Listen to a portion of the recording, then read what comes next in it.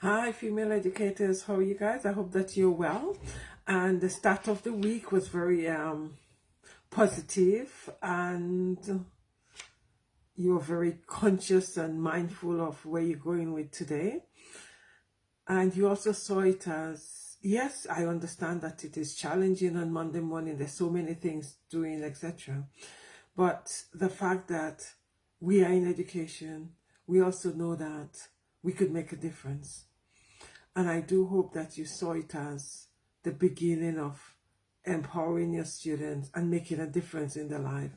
And the fact that when your students see you, it's quite empowering for them, because you might be the only stability in a student's life. You might also be the only positive person in students' lives. So those are some of the things as educators you need to look at. The impact you're having on your student. And believe me, we are having impact on our students. We may not think that way, because sometimes it's quite challenging and the amount of work you have to do, etc. But there are times you need to focus and remind yourself, in a lot of cases, as educators, you could be or you are the stability in the life of a student. And the student also see you as being supportive and being there. And another thing is, you might be the only person that is telling the student that they're good enough and they can do it, and you're supporting them in the positive journey. Because some students have no positive aspect at home. Some of them, as we know as educators, some students' lives are extremely negative. So we are a stability in their life, and we are a focus in their life. We are the person they look to for motivation, for inspiration, for reminding them of the value. Because I know there's sometimes that I think, oh my goodness, is anything getting in the student's head? And we have the aha moments. So remember, educators, A, you're good enough, and B, you could be, or you are, the stability in students' lives. Right, I said I was going to look at mindfulness. What is mindfulness? I see mindfulness as being vigilant, being aware, being conscious of the environment, of the people around you, of your emotion, of your feelings, of your thoughts. I also see it as accepting where you are, acknowledging and letting go when you cannot, continue with it. It's just letting go and feel, okay, it's now time for me to let go. And mindfulness is I see mindfulness extremely important. As a psychologist, anything to do with the mind, it's extremely important, because we know everything we do in life starts from the mind. Positiveness, it means that you'll have positive outcome, right? And we know the mind is extremely powerful. It could make or break you. It could heal or kill you. It could enable you to become positive or negative. It decides your future depending on what someone tells you and how you take it on. And as educators, we know that the impact we have on our students could actually make them be great or make them be not great. Right? I cannot find a word for opposite of great right now. So as educators, we know the power of the mind, and we know the impact we have as educators. So with that in mind, when we talk about mindfulness, it means that you being aware of the students in your class, being aware of how they're thinking, their thought process, what makes them shine, what makes them not shine, what inspires them, and all of that. So when we look at mindfulness, that's what we need to look at in terms of how could we enable our students to be focused, to be to be focused, to be present, to be engaging, And all those linked to mindfulness. As educators, you know that you have to identify how and what engage your students, right? So if we're talking about mindfulness, which means being present, being focused, being here in the now, being engaging, as educators, you need to think, okay, what are some of the tools you're going to use to enable you to make your student become focused and to get them to enjoy your lesson and to get them to learn. We also know that we can also train their attention to be focused. We also know that how we respond to our student in terms of the behavior would determine the results we get. So when we look at mindfulness, I feel as educators, you need to be very mindful as to how you are going to deal with your students. Because the more mindful you are, the greater the results you are going to get from your students.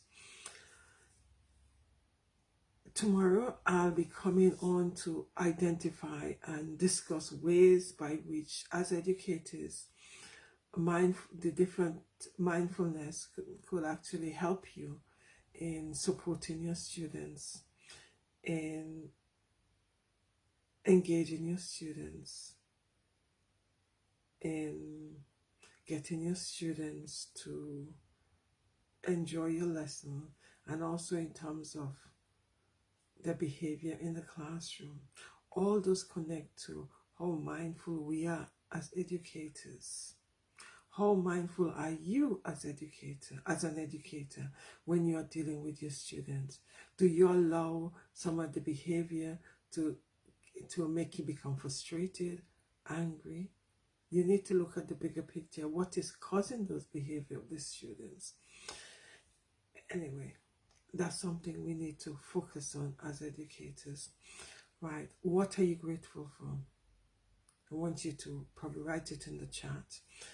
I'm grateful for life. I'm grateful for the ability to support my students. I'm grateful for the fact that I'm able to inspire my students. I'm also grateful for the fact that I'm alive and I'm able to navigate with my student as an educator. Educators, I want you to every day find your win. There are always wins in your lesson. As I keep saying, the universe never gives us all negativity. Sometimes you have to dig so deep to find the win, but it's there. And when you find it, you celebrate it. The more you celebrate it, the more the universe gives you things to celebrate. What it's like today was a full-on day. Lesson after lesson after lesson after lesson. At the end of the day, I was exhausted. My only break was break time and lunchtime. And after my lesson, I was reflecting as to how, how the lessons went. I had 5 lessons, 6 lessons. There were some brilliant ones, and there's some that I thought, oh Lord, there's one of them that there were aspects of disruption. And I also told myself that I need to find ways of dealing with that through mindfully dealing with that student. At the end of the day, I was reflecting on, what went well. And as educators, it's important that we reflect on what went well and how we could change things. And there were lots of things I could have changed today. In one of the way I dealt with a student who was very, very disruptive, I didn't want to send him outside. So I was actually, trying to negotiate with him, etc. But I should have sent him outside so he could actually calm down or just cool out. Because he was extremely chatty. And that disrupted the lesson because I had to stop and, tell him to, can you please keep quiet, etc.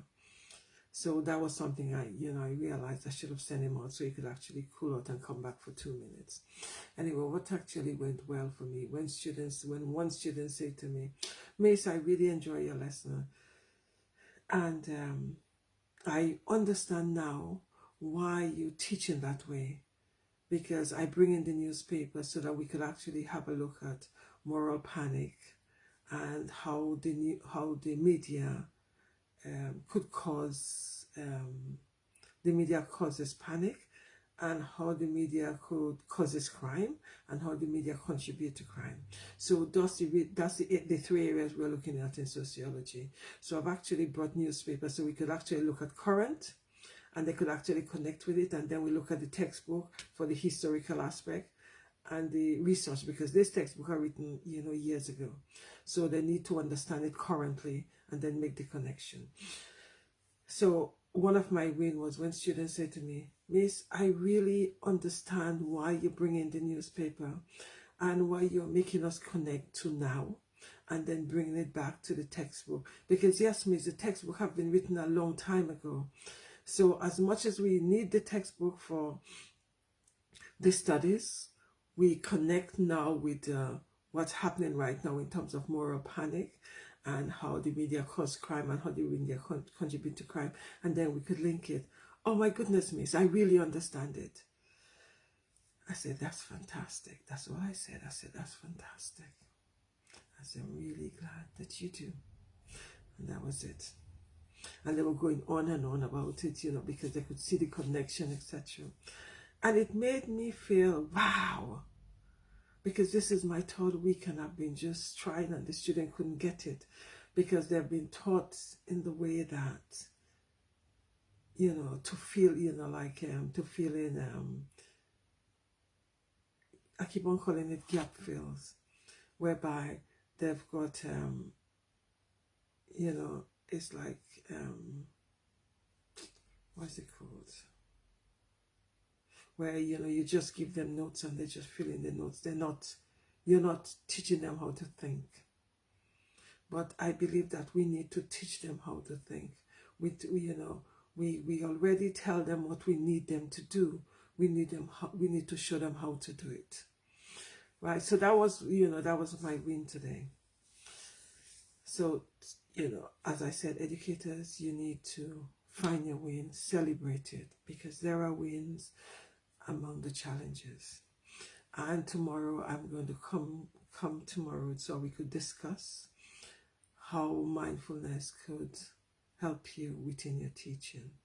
So we look at mindfulness and education, and how could we use mindfulness in terms of to connect with our students, to communicate more with our students, and to reduce the anxiety and stress, and also in terms of to deal with some of the behavior issue that we have all the time in schools.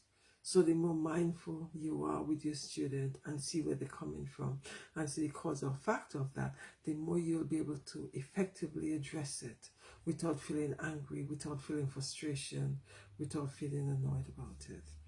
Anyway, guys, have a fantastic evening, morning, night, wherever you are. Stay blessed, take care, and I'll see you tomorrow.